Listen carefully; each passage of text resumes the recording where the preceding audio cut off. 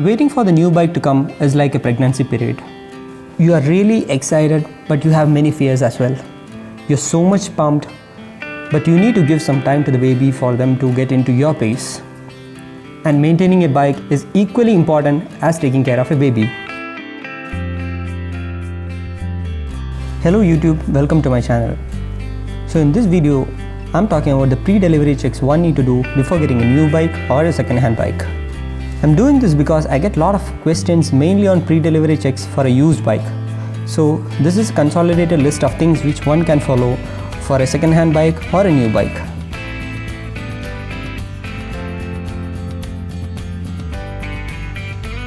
So first thing to note is the gap between the plastics and the metal body parts. There should not be any gaps between the plastics because these gaps will later cater to the vibrations and the rattling noise while you start using the bike.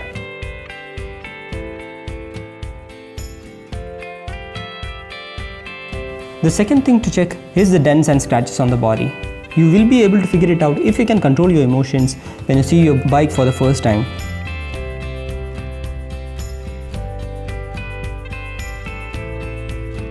The third thing is to cross-verify the chassis number that's on the motorcycle and on the papers. You definitely need to check this if you are picking up a used motorcycle.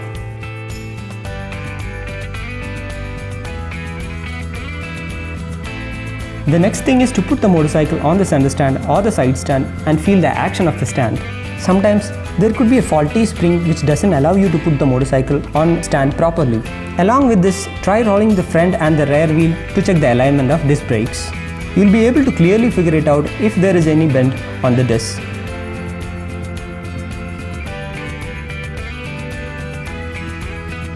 If you are picking up a new bike, the odometer reading should be under 10 km. If it's more than that, you have every right not to accept the bike at that point. But you won't be able to do that once you take the motorcycle home with a regret in your mind.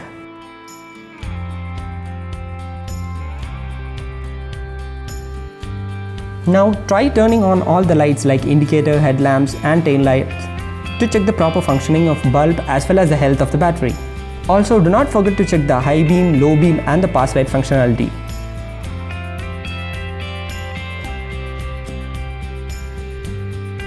The next thing to do is to find all the possible metal parts on the motorcycle and check for the rust on it. A new motorcycle should not have any rust on the metal parts, especially on the main frame and where they have done the weldings.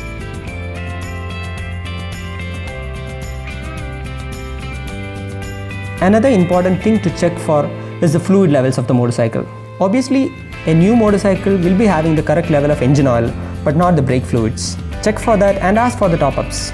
For a used bike, you can negotiate the price checking these fluid levels and their top-up costs.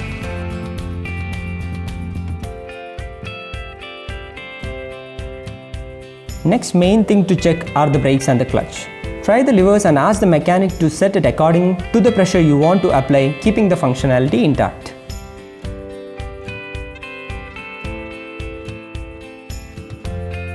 A very important point to note while buying a new motorcycle is to check for the engine oil leaks. It's quite difficult to check on a new motorcycle, but there are some ways to do that. Firstly, check the evident leaks from the engine side. I will talk about the second check in the later part of the video.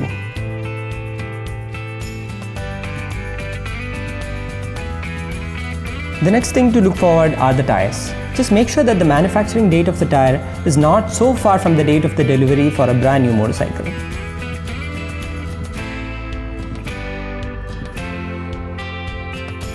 Another important point which I have seen people missing is the toolbox and the first aid kit. Generally, mechanics remove these from the bike for washing and other servicing purposes. You need to make sure that both of them are there while getting your motorcycle to you. Now it's time to start the motorcycle and check.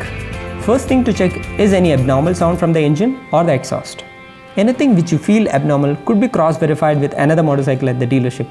Remember, you can only do this at the point of delivery. Second thing is, take up the motorcycle to the nearest fuel station and come back. With this, you will be checking the fuel indicator and other noises you can pick up while riding. After the spin, park the motorcycle in the showroom and check for oil leaks. This is very important. You need to check for the coolant leaks as well. After this, get your papers and head out to an open highway and go for a short drive. I would say a short drive of 30 km on an open highway.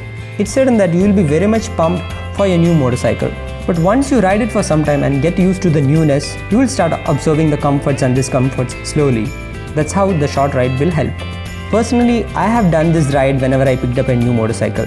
This doesn't mean that you should rip the bike out on an open highway. That's really bad.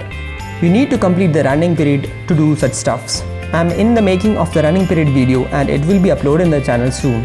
I believe that I covered pretty much everything one should check on a motorcycle, and you believe if I haven't covered anything important, you're free to write a comment below and I will be pinning the comment for other viewers. So see you in my next video. Goodbye.